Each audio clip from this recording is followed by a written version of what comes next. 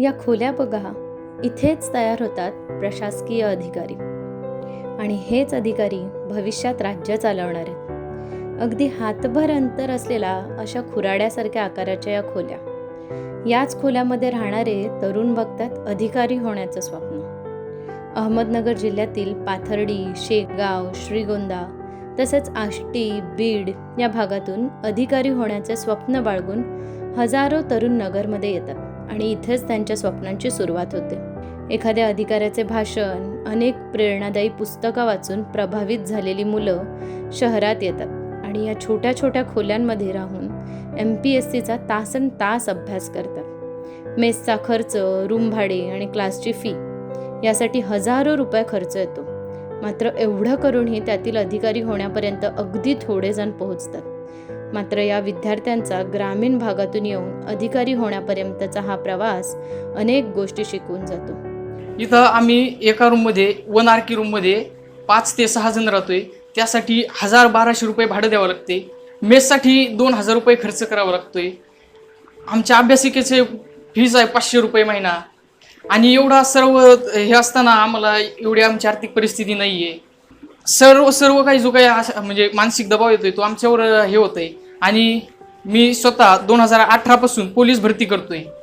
आणखीन अद्यापही पोलीस भरतीची नुसते जाहिरातीच येत आहेत। अद्यापही कुठल्याही प्रकारची जागा हे नाही झालेली पोलीस भरतीची।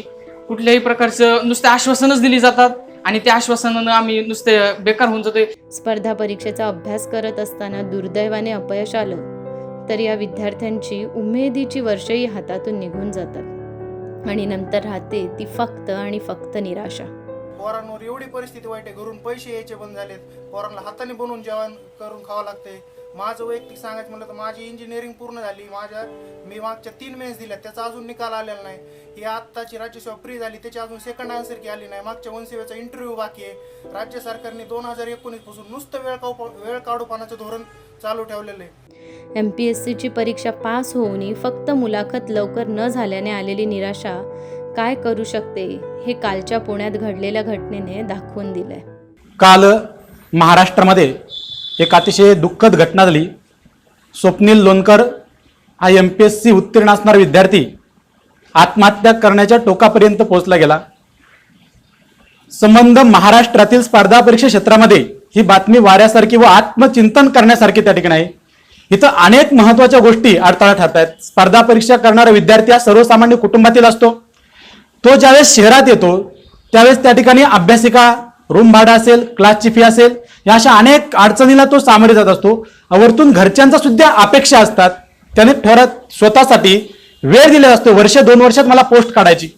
परंतु राज्य सरकार याकडे चालढकलपणा करत आहे। यामध्ये सर्वात महत्त्वाचं वेळकाढूपणा करत आहे। MPSCचं टाइम टेबल वेळेवर नाही, परीक्षेचं टाइम टेबल नाही, तारखा फिक्स नाहीत, असलेल्या तारखा पुढे ढकलतायत।